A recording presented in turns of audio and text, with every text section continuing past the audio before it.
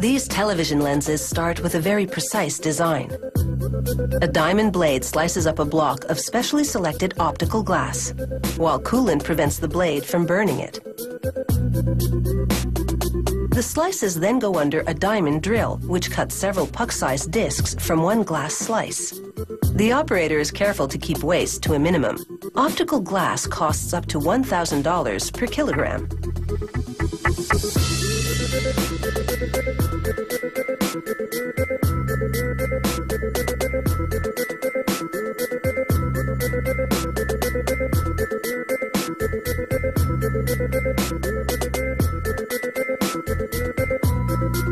During the drilling, the optical glass sits on a thinner piece of glass covered with wax.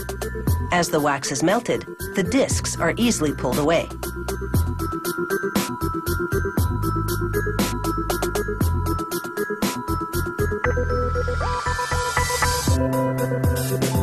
Next, a device spins one of the discs while a wheel overhead sculpts it into a lens.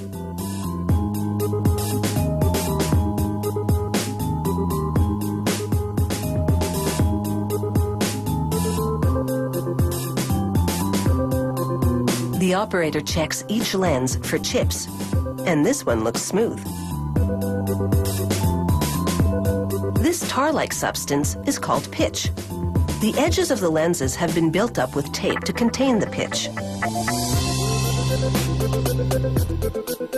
They completely coat the underside of the lens with it.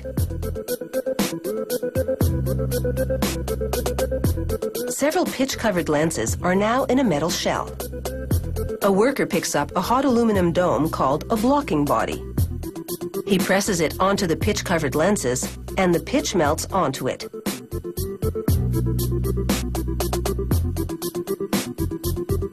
Dousing it with water causes the pitch to harden, sealing the lenses to the blocking body.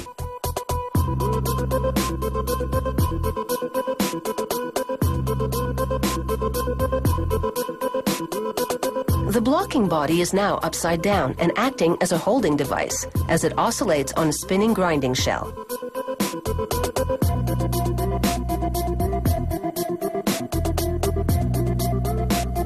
The grinding makes the surface of the lenses uniform and smooth.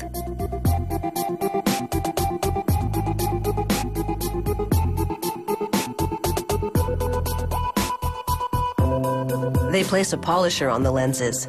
It's lubricated with a very fine abrasive. For about an hour, the polisher oscillates while the block spins.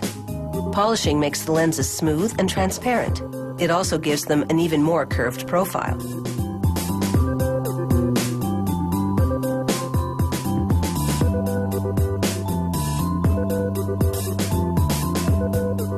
The lenses have been removed from the block, and it's time to cut the diameter down to size. Using a microscope, a technician centers a lens between two brass chucks. A diamond blade at the back cuts the lens as the technician monitors it. He's making sure the diameter and axis of the lens have a common center.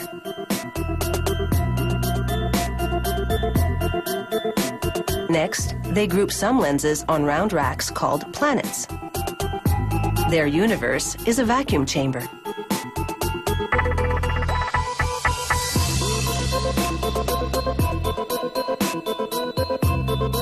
The technician closes the door, and the planets continue their orbit. Inside this vacuum, an electron beam evaporates coating materials. The vapor rises to give the lenses a protective coat. A computer monitors the rate of evaporation and the coating. But there's much more to come. Up next, this process really gets visual as all the pieces of a camera lens come together.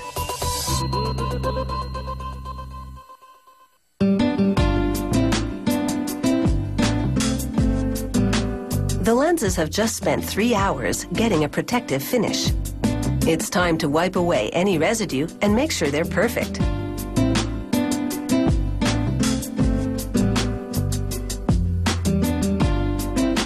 This particular lens is concave. She covers it to protect it while she cleans and inspects a lens with the opposite profile, convex.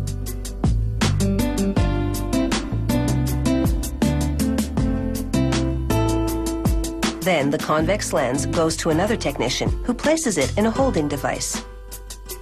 He looks into a microscope and adjusts the position of the lens until it's optically centered.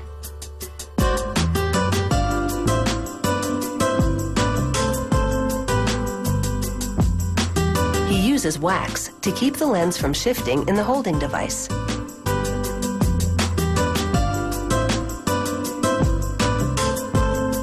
They give the lens another cleaning. Each one must be absolutely spotless before they proceed to the next step. Otherwise, dust particles could become trapped within the optical system and affect image quality. Now that the surface of the convex lens is immaculate, she dabs optical cement onto the center of it.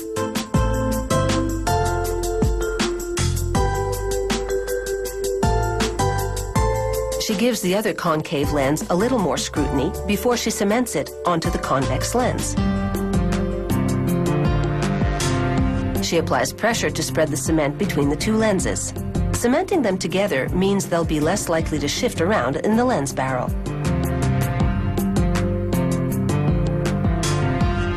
She checks for dust one more time. Then it's under the microscope for an optical alignment of this double lens. Because the cement isn't yet dry, he can push the top lens around and adjust its position. Next, they prep the barrel that will hold the lenses. The technician traces out lettering using a stylus, attached to a sharp tool that engraves information onto the lens barrel.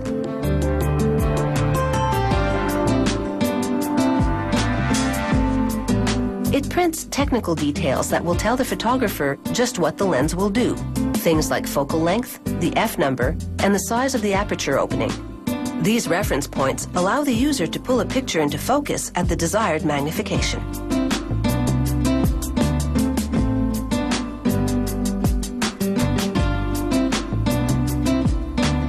Now they double-check the design for this complex optical system and begin to pull all the pieces together.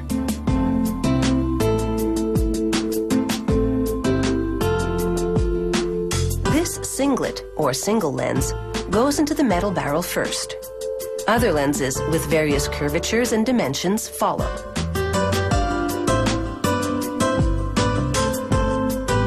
She places metal spacers between the lenses to separate them.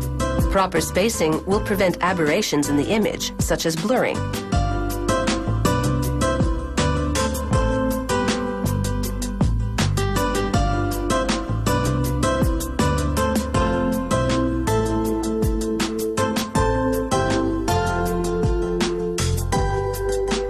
Between installations, she covers the barrel with a piece of lint-free plastic because eliminating dust continues to be a necessity. One fleck could ruin this entire assembly.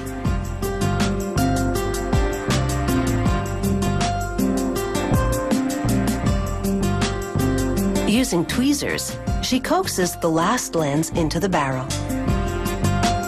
She installs a retaining ring to hold the stack of lenses down. Then she locks it into place. There's one final inspection. She examines the assembled optical lens from all angles. It takes a total of 6 weeks to make one of these optical lenses. And in the end, it's picture perfect.